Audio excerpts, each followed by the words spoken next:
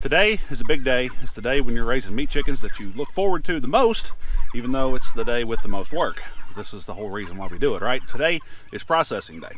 We are going to be butchering 27 Cornish cross hens today, and the video style is going to be more of just a fly on the wall kind of thing.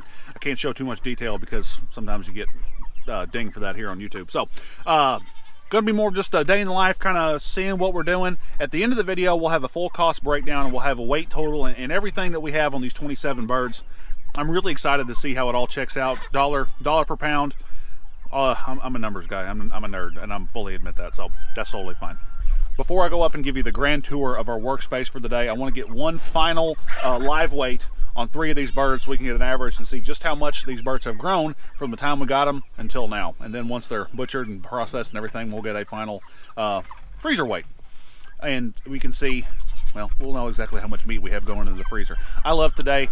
It is a lot of work, but I mean, it's when you raise meat chickens, this is what you're doing it for. You're doing it to feed your family, to take back more control over the food that's going into your family's body and a little bit of the food that you're purchasing. That's why you do it.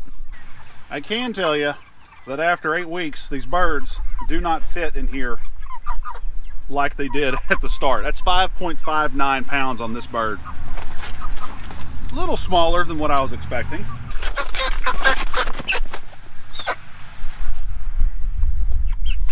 Nope.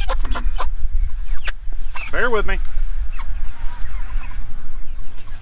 5.56. I may have to go into the other tractor and get a few birds. We had a mass casualty event in here earlier in the week because that waterer behind me malfunctioned, and it kind of looks like the biggest birds may have been the ones that that suffered. That was no fun at all. We got the waterer fixed and these birds have all been fine since then. I'm gonna go over into the other tractor and try that. Now, the way I built this tractor, that door doesn't want to stay shut and I have no way to open it from the inside. So if any of them get out, I can pretty confidently say they're not going to go all that far. Come here.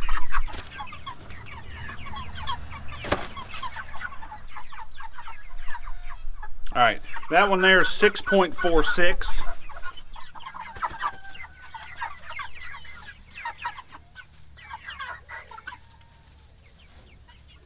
All right, and that one there is 6.68. So we'll take 2 of the smaller ones and 2 of these larger ones and get an average from there. Fighting them into that little bag is about as difficult as anything. That's okay.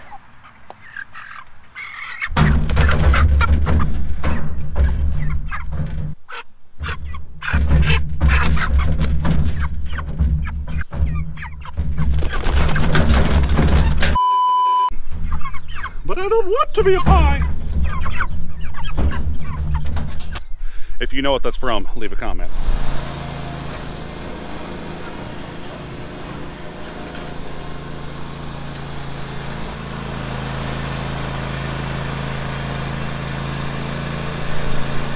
One thing about free ranging your chickens is you always seem to end up with too many chicks, and too many chicks always ends up in too many roosters. And so we're also going to be butchering a few roosters today. We're going to have 2 kill cones set up on this sawhorse right here. Our scalding pot is right next to the kill cone. Our plucker is right next to the scalder. And then from there, the birds will move in to this lovely space where we have a table set up, we have a cooler, we have a gut bucket, we have all the things that we need to make this process as simple as possible. We are in the shade. We're going to be in the shade in here all day. We thought there was going to be a chance of rain today. Turns out today is an absolutely beautiful day. The temperature is perfect, but still we're going to be set up in here because we already had the idea to do so. And it will make cleanup pretty easy, and all the messy stuff's going on. Well, the like super messy, watery stuff is going on outside. In last week's video, I did tell you about our little table discovery that we made here. I found a video online that said, this is how you make these plastic tables taller. And boy, it's perfect. So what we did, we took some 1.25 PVC and I cut these pieces at 12 inches tall. Now this table, when it's on the ground just by itself, is 29 inches. Your regular dining room table is 30 inches off the ground. I cut these at 12 inches and that brought the tabletop here up to 37 inches, which is just 1 inch over countertop height.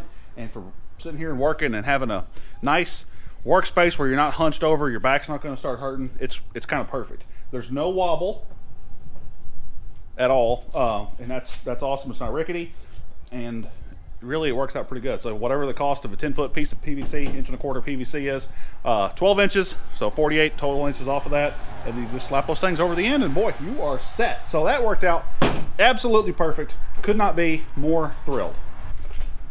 Are you excited? I'm something. You're something? Oh, come on, get excited. What are you doing? Why are you not excited? If we can't get excited, you even got a new cooler to use today. Somebody got a new cooler for their birthday coming up, because we don't ever give gifts on the day you're actually supposed to give them. We just can't. Like, it's just not how it works. So we got a set of 3 of these plastic prep buckets. We've used them for several different things. The one thing I like to use them for is my chicken feet. We cut off all the chicken feet. Some people use them for broth because they make really good, really jelly broth. I use the chicken feet to make dog treats. So we cut the toenails off and dehydrate them. And even though they're bone, because the way they're dehydrated, they won't splinter and like cut anything. They pulverize. So we use them as we use chicken feet as dog treats. And now our help is here. Finally. It is time to get started. Let's go.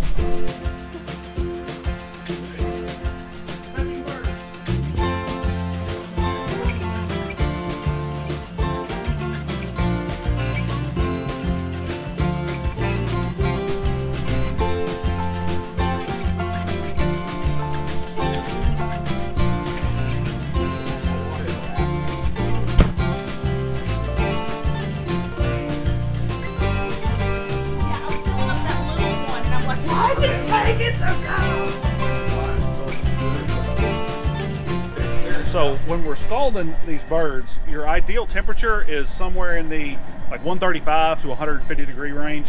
Anything hotter than that, that skin really tries to tear. And so when you've got a turkey fryer with a timer on it, you just have to constantly fight it, but that's okay, because we're just making do.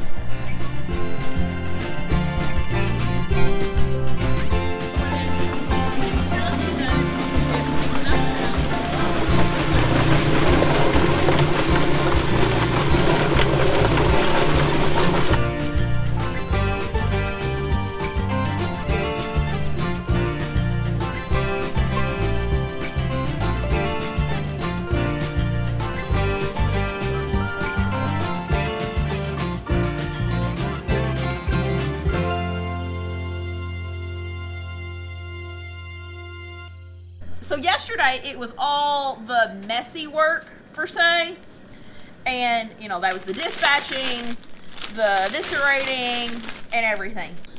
Today is more of the clean work, and that is getting the chickens in their heat shrink wrap bags, kind of double checking to see if we forgot anything. Like on this one, I forgot to take out his lungs.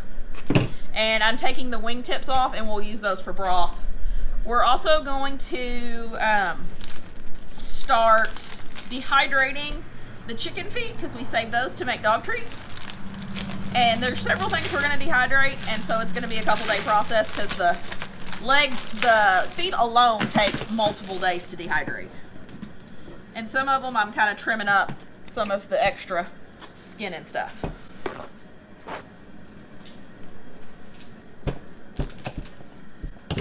And while she's working, this is the perfect time for you guys to interject into a conversation we were having off camera.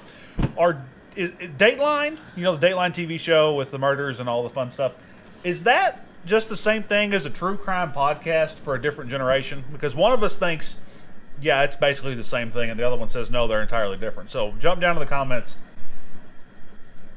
Somebody back me up here.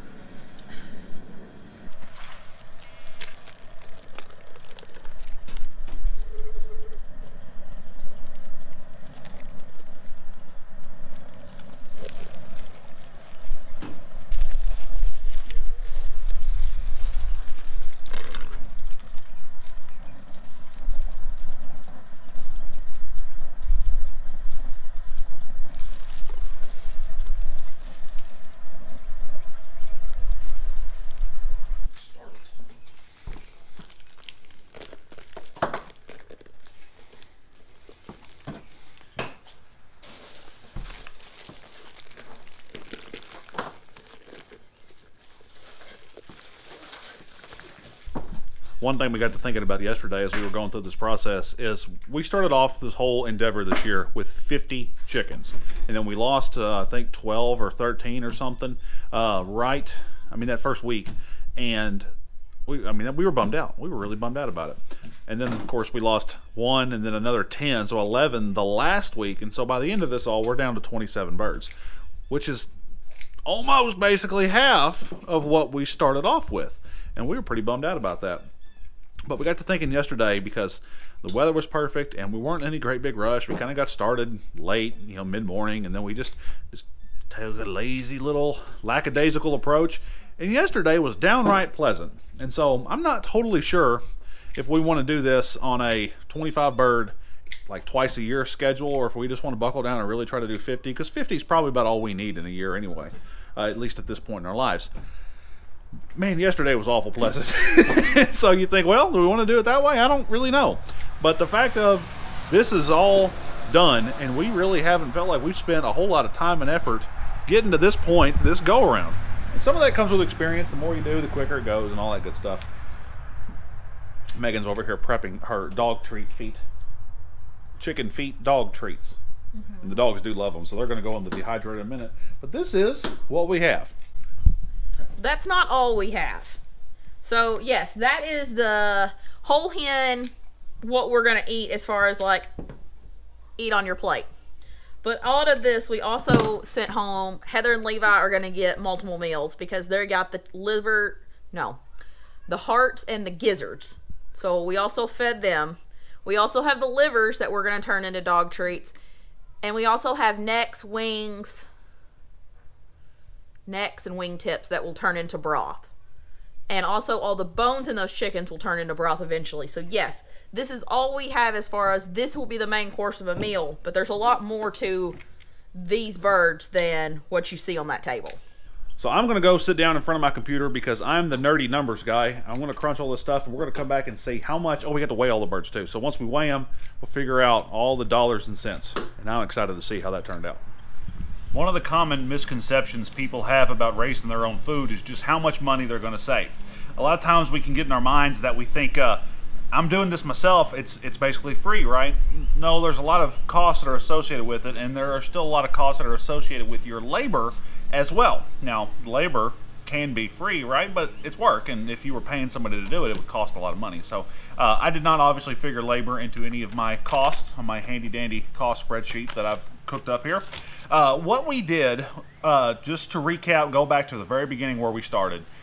We purchased 50 birds from a hatchery and had them delivered. Now, we raised 50 females. The females don't get quite as large as the males. They grow just a little bit slower than the males. And so our sizes on these birds, when they were all said and done, were pretty consistent, I would say. We started with 50 birds, and I think in that first week or so, we lost 12 of them. That got us down to 38. Some of those were within the 48 or 72-hour shipping window that the hatchery gives. They warranty the birds once they arrive at your place. Within however many hours after that, you can contact them and they'll refund. So we were able to get $11 of the total refunded. So in total, on 50 birds, we spent $105.60. 8 weeks worth of broiler feed comes to $279.26, $279.26. Now, we travel a decent little clip to go get some feed from a local feed mill that we love to use and we love to support them. It's not like it's on the way home, so I $13.28 in my truck, 3 trips basically out there to get feed. And I was able to store as much as I could here. I think I could basically use 7 bags at a time between a couple different storage places. And so $13.28 on gas and only making 3 trips, and that worked out good. Here's where some of the bigger costs kind of kick in. I had $101.24 on miscellaneous costs. Now, miscellaneous costs. Our plucker that we purchased cost right at about $500. Now, I'm going to assume we get 20 uses out of that before it completely fails on us. Maybe it breaks 20 times. Now, if it lasts 20 years, that's amazing. I don't know. I have no idea how long the thing's going to last. So there's a 5% usage factor on that, right? Look, I'm a dork. I told you before. Usage factors, all that kind of stuff. I'm trying to figure this stuff out. So basically, to use the plucker this one time, $25.92. All right, cool. Freezer bags. 27 bags came out to $8.58. The tractors. We bought, we were going to build 2 tractors, only built one, used another one. So this is the total cost for 2 tractors, which is what we needed to raise the amount of birds that we had. The total cost of the tractors, I will flip this over, those came out to $624.64. That's lumber, waterers, the wheels, tarps, latches, and buckets, the hardware, the cattle panels, the chicken wire that we used, and the handle material. It does not include a roll of hardware cloth. We didn't need that much of it, and we already had it, and we also didn't use near as much chicken wire as like the whole roll. So just lump those 2 together, and the total cost probably comes out to a little less than this, but just for the sake of being extra conservative on this estimate, $624.64 on the 2 tractors. Now let's assume those last 20 times.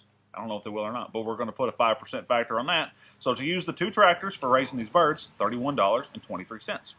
Water, I was able to go back on my meter and see how much water that we used on a monthly basis. I went to my bill, checked all that stuff online, saw how much we used on a month, how much we used these past few months, and then I started totaling up how many gallons of water, how many 5-gallon buckets full of water I was taking these birds. Let's just assume we used 700 gallons of water. I don't know, $7.21. All right, cool. $5 propane tank refill. We spent $20.80 on ice at the grocery store. That's 4 big bags. I forget how big the big bag is, but it's the big bag. And $20.80 on that. That's basically a one-time consumable cost. I don't get to usage factor any of that stuff, right? And then the turkey fryer, I'm at $2.50 on that. We're going to have to get a new one of those eventually, or figure out a way to bypass that timer, which I'm pretty sure can be done. I've tried it before, and of course my timer was more complex than the YouTube video I found. Why wouldn't it be? So I'm going to have to dig into that, but that thing is so obnoxious. Probably going to have to get at least maybe another one or just a second one. Not totally sure. So when you total all those miscellaneous items up, that comes out to $101.24. I'm, again, hoping I'm conservative on those, and I'm hoping we get more uses out of the plucker, but, I mean, who knows? In my opinion, the plucker, totally worth it. That thing saved so much time. We used an older plucker last year. Didn't really love it. Kind of tore some bird skin. Ended up doing a lot of those by hand. This saved so much time. And then with the tractors as well, I love raising meat birds and tractors. If you can get by without them, and so, I mean, I've seen people just raise them like out in the woods in electric netting. If you can do that, fantastic. I don't trust the raccoons and stuff, so we're not going to mess with that. The total cost, all that stuff you add it together, $499.39. Well, that seems like a lot. And you divide it by 27 birds, that's $18.50 per bird. Okay, that is definitely a lot more than you buy at the grocery store. If you go to the local place, wherever you try to shop, and you pluck in organic chicken off the rack, that thing's going to run you, I forget, what is it, like $1 a pound or something? I mean, it's nothing. It's hardly anything. But when you start looking online at free range or pasture raised, it wouldn't be free range, but they'd be pasture raised chickens, in the poundage that we were getting, which the total birds, 27 birds, 124 pounds dressed out in the bags, 4.6 pound average, 4.6 per bird average on those birds. So when you start plucking that stuff in there, you are getting into $20, $25, or $30 per chicken to order some of those from some of these online farms. Now, those are not local to me, all right? So maybe they're outside of some larger city where the market's just different. I don't know if you could get that for a chicken around here in my local little podunk nowhere economy. If we could use 37 birds, which until, we had one that died from, I believe, health issues earlier in the week, that last week, and then the 10 of them died due to a water malfunction.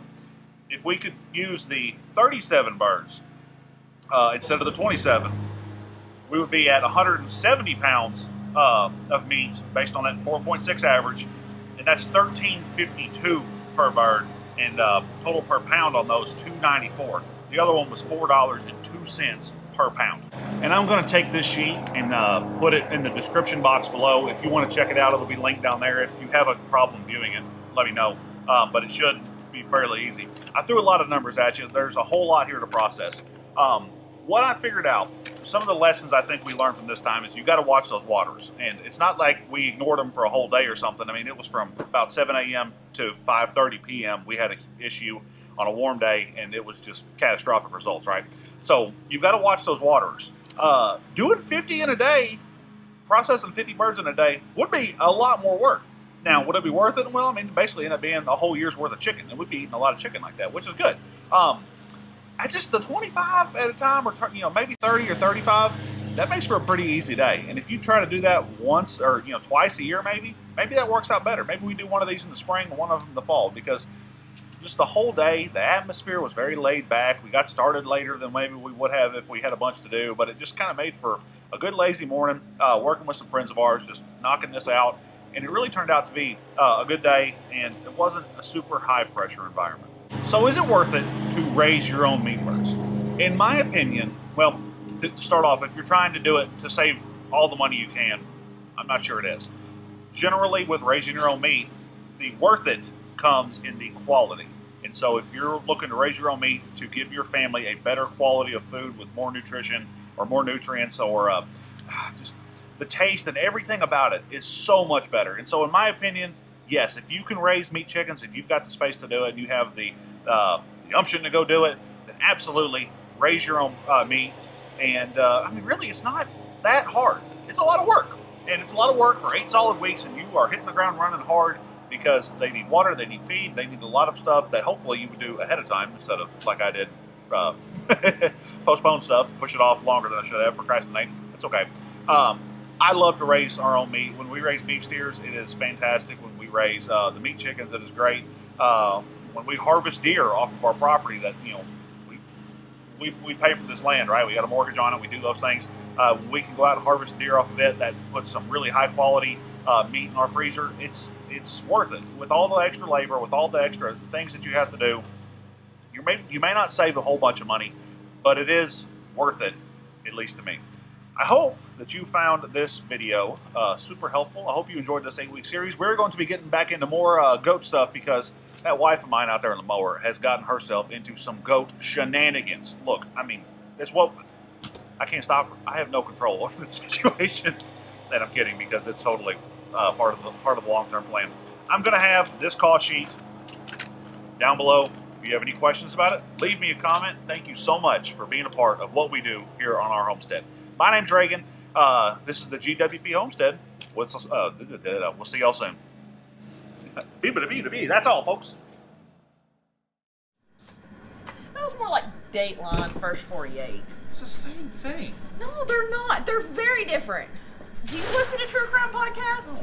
Okay. Don't you say you're normal, because the normal